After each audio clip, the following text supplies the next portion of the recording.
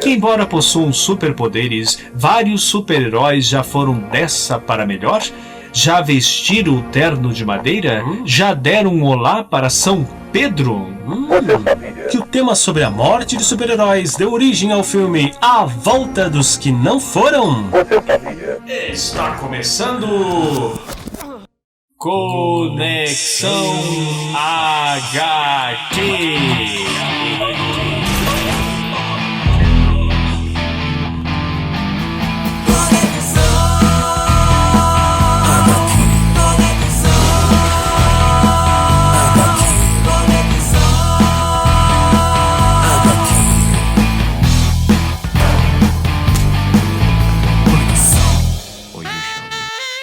Nós da UCM Comics estamos de volta. Volta UCM Comics.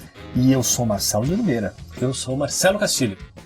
E você precisa compartilhar a nossa página no Facebook. E além do mais, você precisa se inscrever nesse canal aqui, porque aí você fica sabendo de todas as novidades do nosso programa e dos quadrinhos. Nos quadrinhos, sempre nos quadrinhos. E nós queremos que você participe do nosso programa escrevendo pra gente, com certeza, né?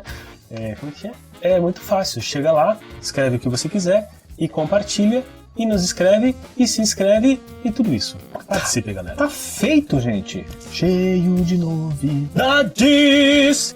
Fala nisso, o que nós vamos falar sobre o programa? O programa hoje tá meio mórbido, né? Hoje o programa tá bem... Por que será? Sei lá. Porque nós vamos falar sobre a morte dos super-heróis. A morte!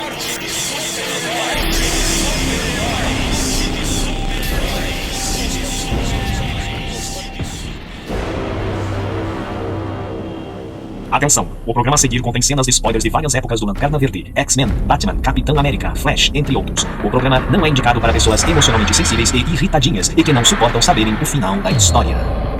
Yes. Senta que lá vem spoiler.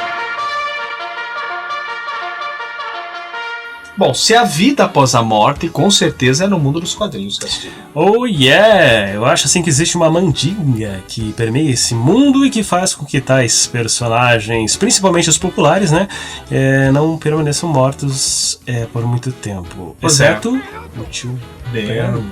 O tio Ben, exceto o tio Ben.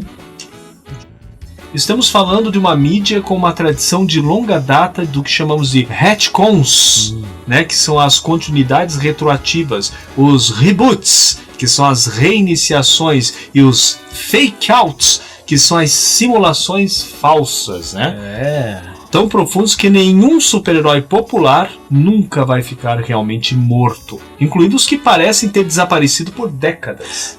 Mas mesmo entendendo como funciona essa cínica morte dos quadrinhos, que a gente sabe, muito cinismo, né, ainda existe aquelas que realmente nos atingiram durante o seu evento e ainda nos atinge de alguma forma, né?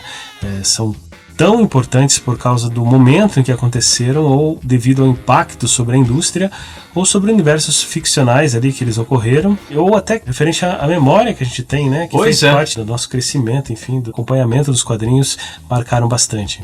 Bom, seja qual for o caso, decidimos falar sobre as histórias realmente vitais sobre a morte de super-heróis.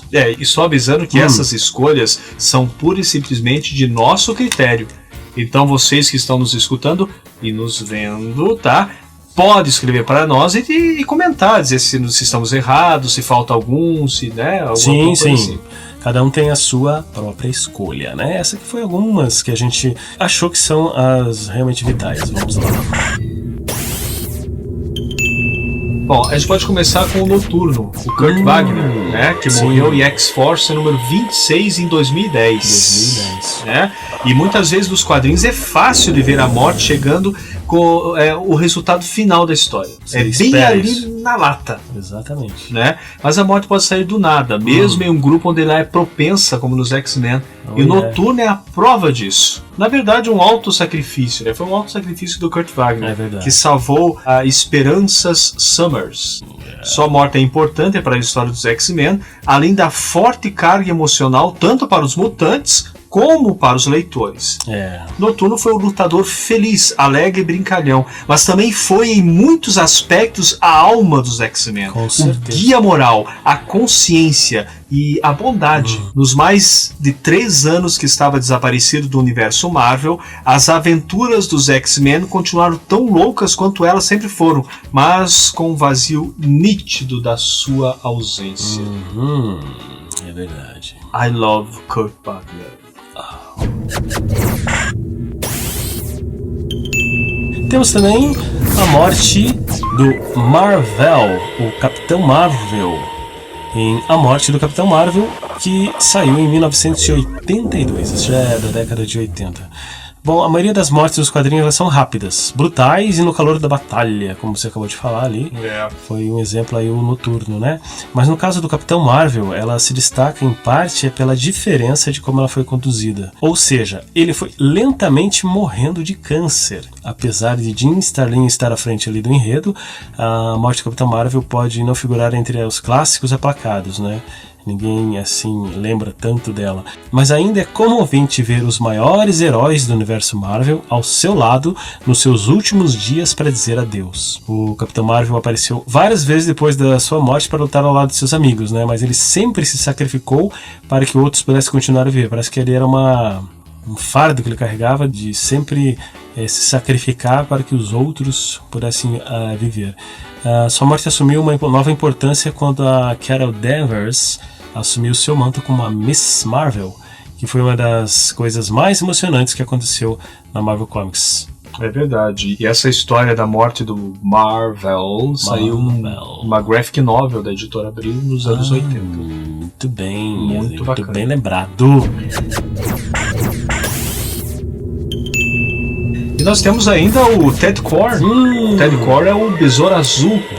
Que também foi uma morte foda, né? Besouro Azul, realmente, olha... Eu lamentei a morte do Besouro Azul. Pois é. O Besouro Azul nunca foi um herói famoso, a gente sabe disso, né? Com certeza. Mas a sua morte atingiu um recorde de leitores emocionados, porque justamente o Besouro Azul, nós acompanhamos aquela Liga da Justiça, onde ele se destacou junto com o Gladiador Dourado. Isso, aquela dupla engraçadíssima, enfim. Com certeza. E a sua morte nas mãos de Maxwell Lord é parte importante da história de Crise Infinita. Sim. E essa saga foi realmente muito bacana e que levou o nosso Ted Kord. Claro, a gente sabe que teve o reboot dos Novos 52, né? Como a gente acabou de falar, nada fica morto para sempre nas histórias em quadrinho. Ted Kord e o seu amigo, né, o Guardião Dourado, foram por muito tempo considerados heróis de segunda linha da DC. E quando Ted foi brutalmente executado, e para leitores como nós, uma espécie de inocência perdida. Sim. Ele sinalizou um universo escurecendo que já havia sido obscurecido significativamente por eventos como crise de identidade. E desde a sua morte, algo mudou profundamente. Como eu falei, morte realmente lamentável. Aí temos a morte do Hal Jordan, o Lanterna Verde. Percebam que quase todos os heróis já morreram no mundo dos super-heróis, né? Aconteceu na minissérie Noite Final, em 1996. A morte de Hal Jordan não é tão poderosa quanto a do seu amigo Barry Allen, o Flash, mas é um momento importante não apenas para o seu arco individual, mas para a história da tropa dos Lanternas Verdes, por assim dizendo, né? Antes de morrer, o Hal Jordan enlouqueceu, se denominou Parallax e basicamente dizimou os Guardiões do Universo. Ainda dissolveu a tropa dos Lanternas Verdes. Então, o Espectro, que havia liberado a alma do Corrigan, o seu antigo hospedeiro, né? Como a gente sabe, o Espectro tinha ali um hospedeiro humano e tal, uma alma. Ele escolheu o Hal Jordan para substituí-lo, pois ele buscava uma forma de se redimir. Isso aconteceu na sequência durante o arco Dia do Julgamento. O autor J.M. DeMatteis deu início então a uma série mensal estrelada por esse novo Espectro, mostrando Hal Jordan transformar a missão do Espectro, que era de vingança, numa missão de redenção. Muito interessante, né? Pois é. A gente sabe que foi uma revolução na época quando o Hal Jordan tomou o manto do... Eu achei uma coisa extremamente estranha, diferente. Você não gostou? Não gostei dessa saga dele ter virado o Spectre. Nós sabemos que o Bruce Wayne, o Batman, também se ferrou, né? O Batman realmente não morre nessa história que é o Final Crisis, né? O crise final, número 6 de 2009. Na verdade, ele foi transportado no tempo e depois acaba voltando para Gotham são e salvo. Mas, como é o caso dos outros heróis dessa lista, ele pensa que está morto por um tempo. É a Mandinha que nós falamos, né, Castilho, sobre a morte dos quadrinhos de super-heróis agindo mais uma vez. Com certeza. Bruce Wayne não só morre ao quebrar sua promessa de nunca usar uma arma para que ele possa salvar o universo, nesse caso do Darkseid, né? E um dos maiores momentos do Batman de todos os tempos nessa história. Sim. Mas a sua ausência também permite a Dick Grayson a chance de assumir o papel de Batman por um período. No momento em que Bruce Wayne retorna, sua determinação mais forte do que nunca, a era da corporação Batman começa. Todos esses eventos não só iriam mudar Batman para sempre, mas alterar fundamentalmente o universo DC. Tudo porque Batman preferiu quebrar um voto a deixar a existência ser ameaçada por Darkseid. Isso foi uma prova da verdadeira ação de um super-herói. Realmente, quando ele viu ali que ficou entre a cruz e a espada, tomou uma decisão drástica e bancou o heróizinho. Salvou o mundo. Aqui temos uma outra morte que também atingiu todo mundo. A morte da Kara Zor-El, a Supergirl, que morreu em Crise nas Infinitas Terras em 1985. Entre as mortes super-heróis, a Supergirl é uma das mais permanentes, né? Ela ficou assim desaparecida do universo DC durante quase 20 anos. Ela não só morreu para proteger o seu primo, o Superman, mas a sua morte também foi parte de uma simplificação da família Super, deixando Clark Kent o verdadeiro último filho de Krypton, né? Esse fato, um dos muitos na crise, apontava que a longa era de prata havia terminado e que a vida familiar feliz do Superman, construído ao longo dos anos, em parte porque a DC Comics quis capitalizar a sua popularidade, dando-lhe spin-offs, agora estava acabando. Mas a morte da Supergirl não é uma simples racionalização dessa história do Superman, pois quando você percebe que ela foi apagada da história, aí você recebe aquele choque emocional difícil de digerir, especialmente se você, assim como o Alan Moore, ama as histórias da família Superman. É verdade, essa foi justamente para você quebrar aquela família que se transformava até idiota, né? Porque vinha com cão, vinha com gato, vinha com cavalo, vinha com prima, vinha com mulher, você entendeu?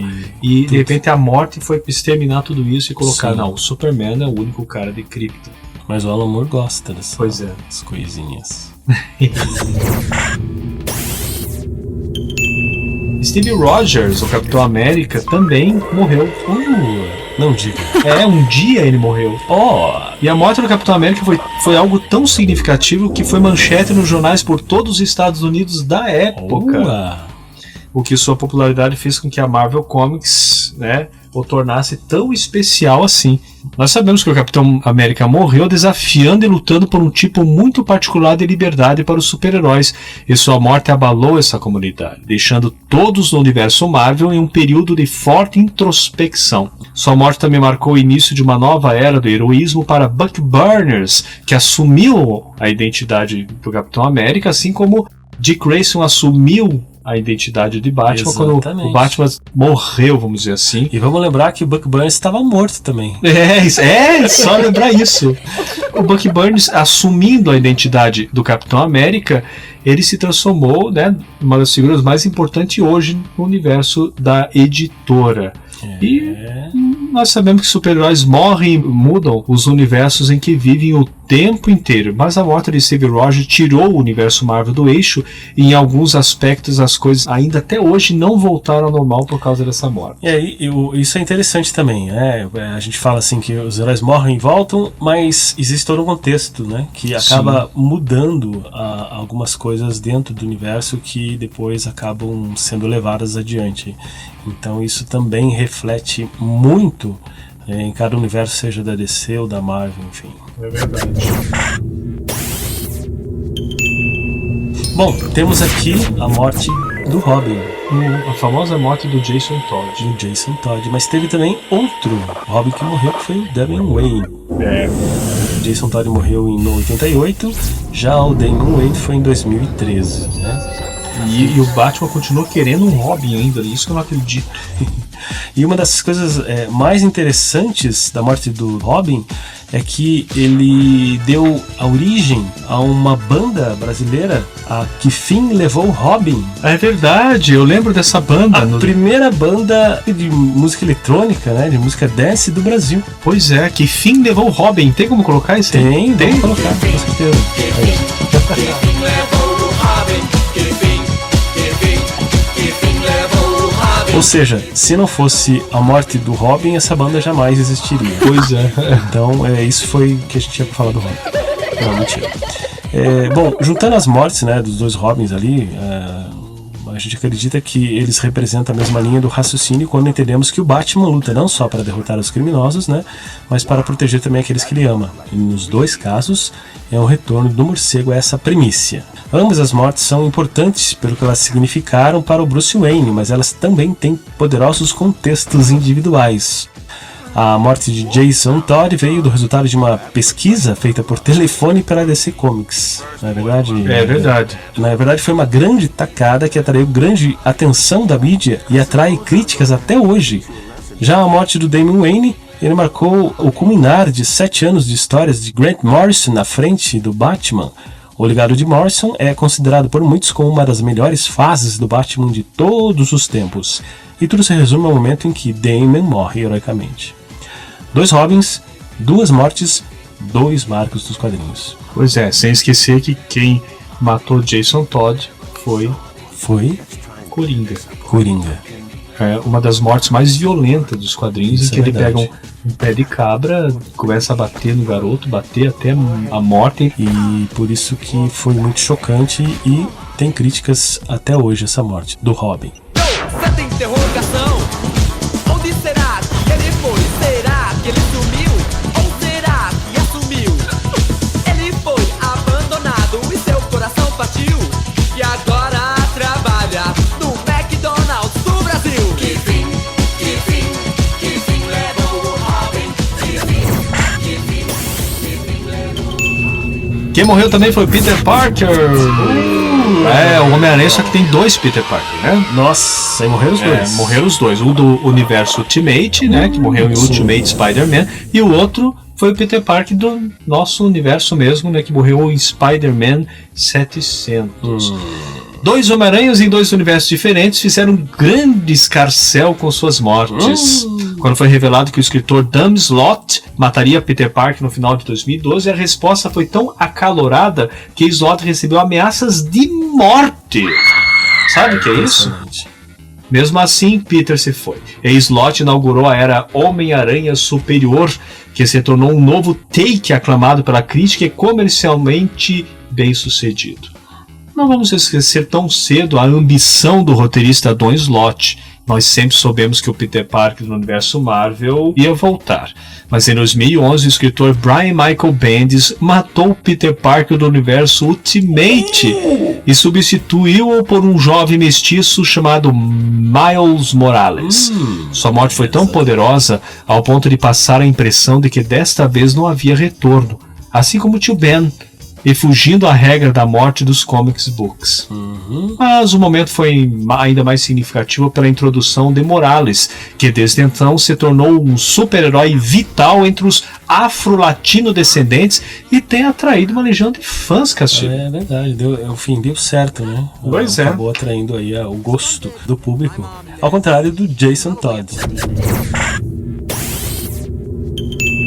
Aí, uma morte realmente bem significativa dos quadrinhos foi a morte de Jean Grey, a Fênix. Pois é.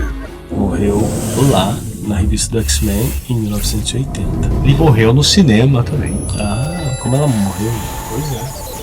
Bom, ela realmente é uma das mais famosas da história, né, em quadrinhos. Em parte porque o fantasma da sua morte ainda se mantém ao redor dos X-Men. A Jean Grey teve uma segunda morte depois do seu retorno das cinzas, que certamente é importante, mas o ponto alto mesmo foi seu auto-sacrifício, aparentemente como Fênix, e é um dos momentos mais célebres e lembrados dos quadrinhos e parte de uma das histórias mais emblemáticas também. Ela foi escrita por Chris Claremont e executado com artistas como Dave Cockrum e John Byrne. É a equipe criativa mais foda já dos X-Men e ela morreu justamente nesse meio. Ou seja, a criatividade estava a toda. É um capítulo decisivo também na história da Marvel, porque a morte de Jean Grey na saga da Fênix Negra pode ter sido um momento de definição de todos aqueles 17 anos que existiam os X-Men, né? A saga tem a característica de uma soap opera, onde um personagem importante é resgatado em seus momentos finais e depois é modelado num evento que iria impactar os próximos anos da timeline dos X-Men. Até hoje continua a ser uma das histórias favoritas dos fãs e 3 décadas mais tarde ainda é essencial, apesar de todos os retcons. Atenção, senhores ouvintes. A Conexão HQ vai terminar em 5 minutos.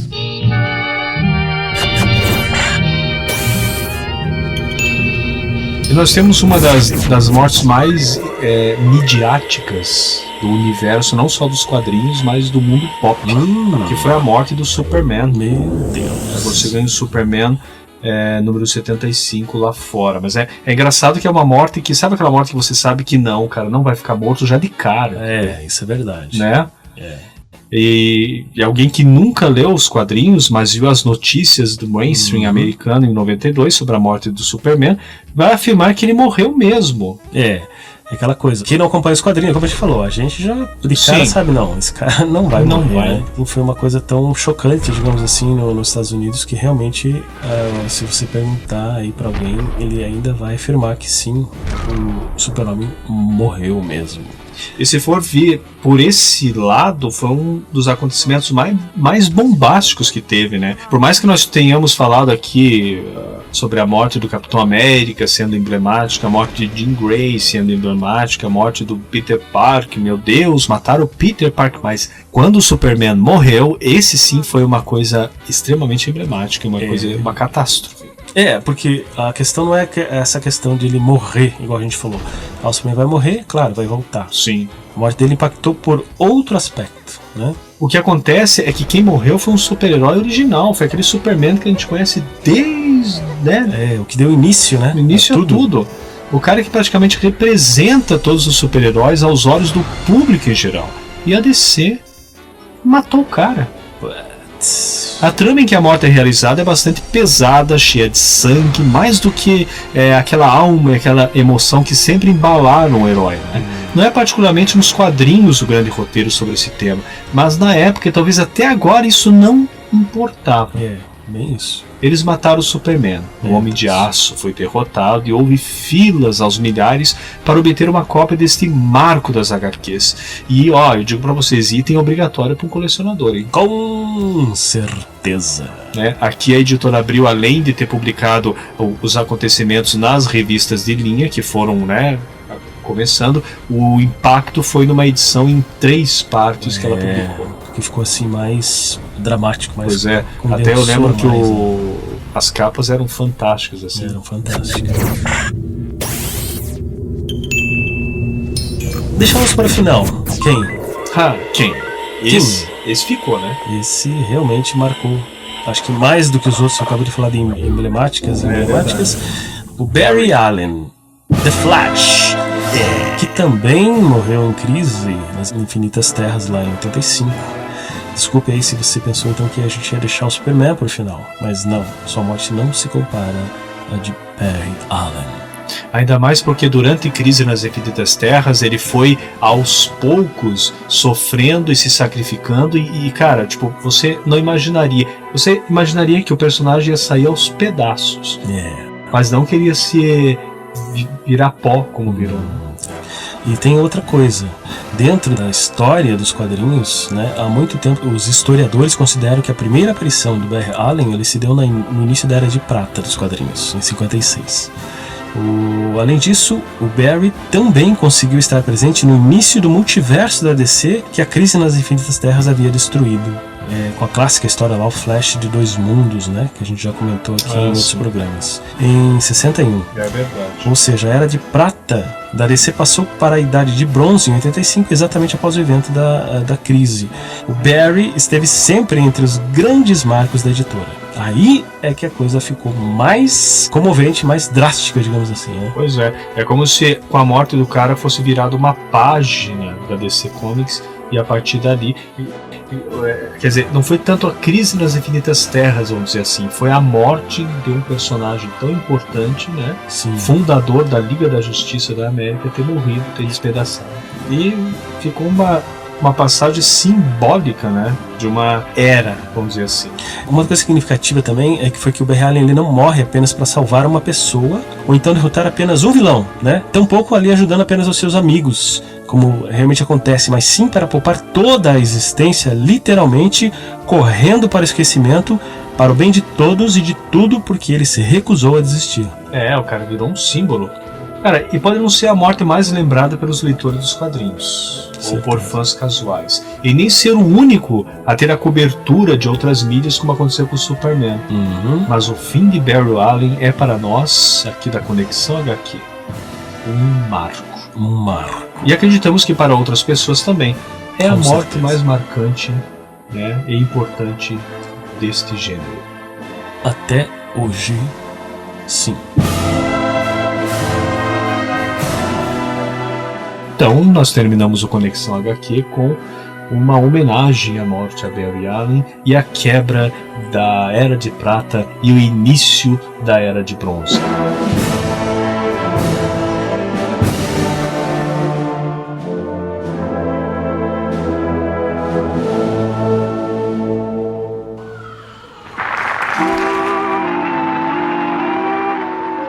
Tudo bem, já está na hora de irmos embora. Calma, não vai embora. Antes de terminarmos o programa Conexão HQ desta semana, tem as dicas de quadrinhos. É isso aí, com certeza. A nossa dica. A nossa dica de hoje, né, é essa aqui, ó. O cara de Mega City, Juiz Dredd. Todo mundo sabe que eu sou fã de Brian Bolland. Eu queria falar sobre isso aqui, que é uma obra fantástica de John Wagner com desenhos do Brian Bolland. Publicada para Pandora Books, e você precisa correr atrás nos sebos da sua cidade. Morreu o Juiz Dredd. Juiz Dredd, Os Juízes do Apocalipse. Várias histórias sobre esse personagem lutando contra o Juiz Death. Você precisa ter. Essa é a nossa dica da semana. Até a próxima, então. Eu sou Marcelo de Oliveira. Eu sou Marcelo Castilho.